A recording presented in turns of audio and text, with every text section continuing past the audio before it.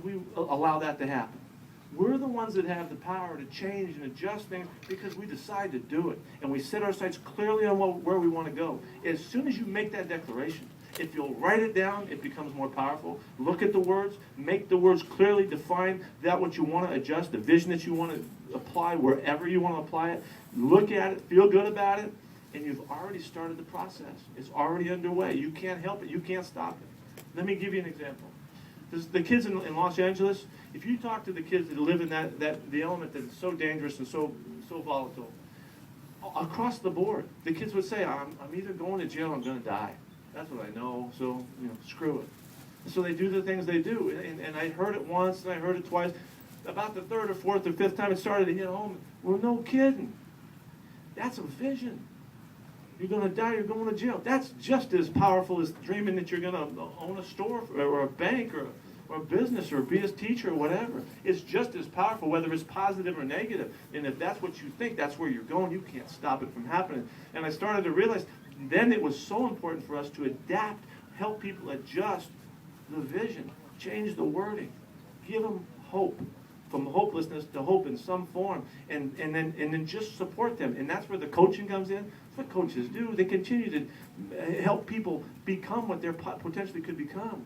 That's why we push them and we motivate them. We kick them in the butt, and then we pat them on the back, and we hug them up and love them and cheerlead with them, and then kick them in the butt again and drive them to become what they can become. Well, sometimes we need to coach ourselves a little bit, but there's a way. And so if you feel a little stuck, let's see if you can't redirect yourself. Let's see if you can't turn it in a direction that you want to go. You will feel so good about yourself. You'll feel so empowered as you see things start to change, as your vision starts to adjust. You'll start seeing things differently. People are going to say, gee, what have you been working out or something? They'll see it in you. They'll sense it in you in the way you work. One other thing I want to make sure and touch on, that if you're running a department, if you're a teacher, or if you're running your family, the more clearly you are about that position you hold, the better understanding you have of what that position is all about. Let's just talk about if you're a teacher and you're really clear about the kind of teacher and how you want to do it, your kids are going to learn better. They're going to understand. If you're running a department and people are working with you and you hold them responsible for a position that you hold, how could they possibly represent you? How could they possibly support you effectively? How could they possibly make you more successful if they don't know who you are and what you're all about? Well, get this right. You have to know first. You have to be the one that understands what you're all about. Once you do, you go through the process of figuring it out. I'm this kind of a worker. This is what's important to me. This is what I'm counting on. This is how when I come to work, and this is the work ethic that I live with. The people around you will now start to understand. I promise you, so many people don't get this. The last story I'll tell you is about this. I was invited to be part of the first ever conference for small unit forces in Washington, D.C. A year ago in the spring. And this was the first ever conference to get a bunch of people together. I don't know how I got invited, but I got invited as the only coach there with a bunch of think tank type people and a crazy array of people to help support the efforts of making our small unit forces, the Rangers, the Green Beret, the SEALs, the Strikers, those types of people, become more effective. In any way, they were just wide open. That's a think tank in essence. And as we went through it, I had an opportunity to present Win Forever philosophy to the entire congregation. And I realized that, yeah, some of the groups had great philosophies. Obviously, they're SEALs. They're remarkable performers. The Green Berets, remarkable performers. Nobody can stop them. They always are successful in their mission. The Strikers, the Green Berets, those guys are incredible. But the SEALs knew nothing about the Rangers. And the Rangers knew nothing about the Strikers, and there was no connection at all. They had their own philosophy, and they functioned beautifully because they had to. But the overall governing body of the whole thing, General James Mattis, 4-star general, big time. He's just a step from Petraeus and those guys. Big time guy. He didn't have a philosophy that encompassed all of the work of the small unit forces. They didn't know. I asked the generals. And let me ask you right now, how many people have a philosophy? Raise your hand if you have one. Come on, raise your hand if you got one. Okay, look around the room. Look how many people there's. Okay, it's a certain number. Okay, those people that just raised their hand, how many of you can tell me what your philosophy is in 25 words or less? Raise your hand. Okay, there's a couple. I'd be very bold about this. I'm not very ball on you. Because here's what I know.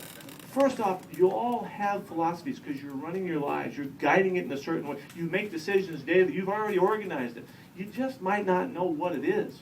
and you might not know how to describe it, but when you can describe it to the people around you that are working for you and around you, they will present a much more vivid example of what you want to represent you. And if you haven't done that, you're not doing your best. So I coach you up a little bit. Get your act together. Let's get our stuff right. Let's get as good as we can. This whole book is trying to help people be the best they can possibly be. Our whole approach is trying to help our coaches, our administrators, our secretaries, our interns, our players, our strength and conditioning coaches be the very best they can. And I think they can do it a whole lot better when it starts from the top and everybody knows where you're coming from. So I hope you'll have fun reading this and enjoying it. I can't tell you how impressed we are, and I love that you turned out all the way at New York, and they're coming out for us. So we're really thrilled about it. Now, we might not get as good a response in LA. I don't know. We'll find out. We're going to find out. But we're thrilled about it. Now, let's go some question and answer here. Yes, sir. Barely more than a casual football fan, I'd like to congratulate you on the success. Thank you. I wish you the same success in Seattle. It's a great city, and it could use a winning franchise. Except when you beat the Jets, will you not make them look so badly? I may say in addition, I'll let you know we do get the Giants this year. Now we got a chance at New York anyway. Beat the Giants. Okay, I know you like that. I hope that you could, after you win the Super Bowl in Seattle, take your philosophy and your talents and enthusiasm from Seattle, Washington to Washington, D.C. Thank you. What else we got? Yes. Yes, Pete, as a Jet fan, I thought you got a really bad deal after one season because I thought you were a great head coach. My mom thought the same thing. The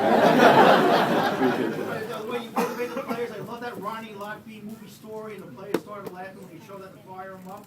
So my question is that why did they let you go after one season? I thought that was totally unfair. One season's not enough. Why did they let you go? Well, there's a pretty good section in here to talk about that for you, but I really wasn't ready as I needed to be, and I missed an opportunity is what happened. I needed to recognize about Leon Hess, the storied owner, the longtime owner of the Jets. I didn't relate to him in the way I needed to. I needed to compete, and I thought he'd just be happy to have me. Well, it wasn't the case. He was happy to not have me. So we missed an opportunity there, and I really feel like, and you'll see in the book as well, that we missed the opportunity even in New England compared to where I am now, and after the time we spent in putting everything together. So I